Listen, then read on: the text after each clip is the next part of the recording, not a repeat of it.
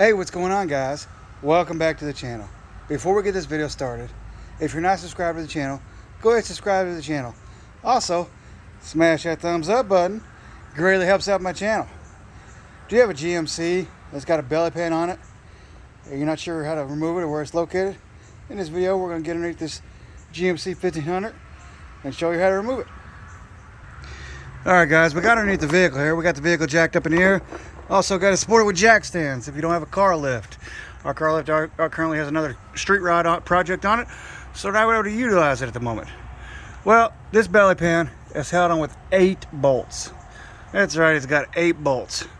2 in the front, right in front of the radiator, and those are 15 millimeter. It's got 2 in the center, right in front of the rack and pinion, another 15, and a 10. So there's one on each side, right in front of the rack and pinion. And then at the rear, it's got 2 more 15s right at the rear. Get those removed, we'll slide it right off. Alright guys, once you get them bolts undone, you can slide it right up out of the way here and get to servicing the vehicle or whatever it is you need to do it. Let's hopefully you found this video useful. That was how to remove the belly pan on a GMC and Yukon Denali's. And remove the guard belly pan that goes underneath that protects, you know, the axle, transfer case, and the front end of the engine with, your radiator, your lines, your hoses, your belts, all that good stuff.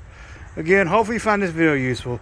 If you did, please smash that thumbs up button, and please consider subscribing to the channel. Y'all have a great day.